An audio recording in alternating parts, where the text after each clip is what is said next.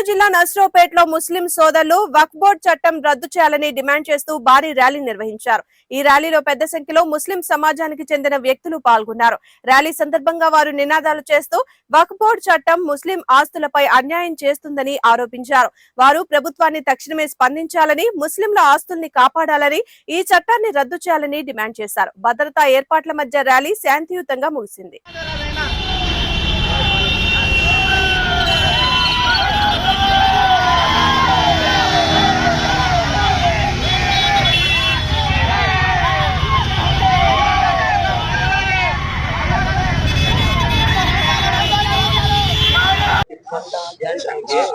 అస్సలాముఅలైకుం ముస్లిం సోదరులందరికీ అస్సలాముఅలైకుం.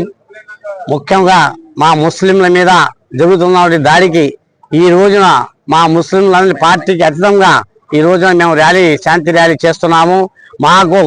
మేము ఒకటే అడుగుతున్నాము, మా వక్ఫ్ బోర్డు గత 10 ఏళ్ల నుంచి చూస్తూ ఉంటే బీజేపీ ప్రభుత్వం నల్లధనాన్ని తీసుకొస్తారని చెప్పింది, అది తీసుకురాలేదు.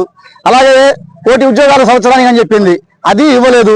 ఇది ఆడ ప్రశ్నిస్తారని చెప్పేసి ఇక్కడ మసీదు మందిరు హిందూ ముస్లిం గొడవలే తప్పనొచ్చి బీజేపీ వచ్చిన దగ్గర నుంచి ఏ వర్గానికి సంతోషంగా ఉన్నారు, ఏ వర్గం సంతోషంగా ఉంటుందో భారతదేశం చెప్పాలి.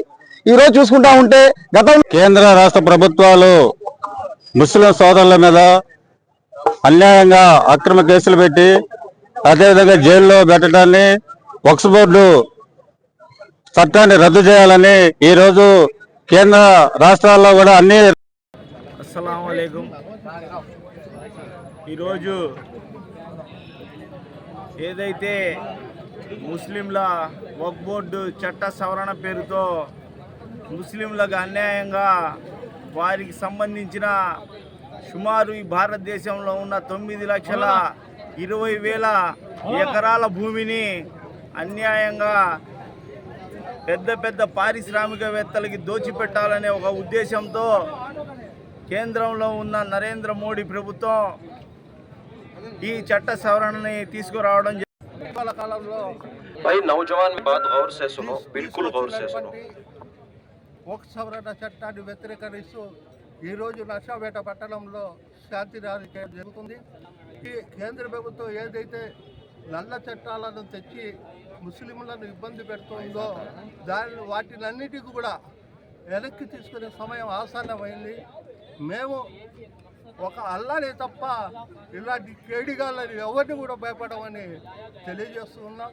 నువ్వు ఎన్ని నల్ల చట్టాలు తెచ్చుకున్నా కూడా ఏదో ఒక రోజు ఈ నల్ల చట్టాలను వెనక్కి తీసుకొని మా ఇండియన్ ముస్లిమ్స్ అందరికీ కూడా క్షమాపణలని చెప్పే రోజు దగ్గర పడతాయని మోడీ గుర్తించుకో.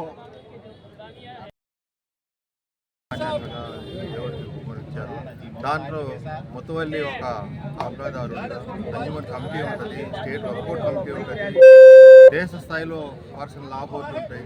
వీరి ఆస్తులు కాపాడబడి దీనికి వచ్చినట్టు సభ ఆదాయం కానీ ఈ ఆదాయం ముస్లిం మైనార్టీ పేదవారి కోసం ఖర్చు చేసేదానికి ఆ రోజుల్లోనే చట్టాలు చేశారు. కానీ ఈరోజు నరేంద్ర మోడీ గారు లేనిపోని మొన్న పార్లమెంట్లో కేంద్ర ప్రభుత్వం వక్ఫ్ బిల్లు చట్టాన్ని సవరిస్తూ చట్టం తీసుకొచ్చింది. ఆ చట్టం అనేది ఒక మతం మీద రుద్దటానికి తెచ్చే చట్టం లాగుంది.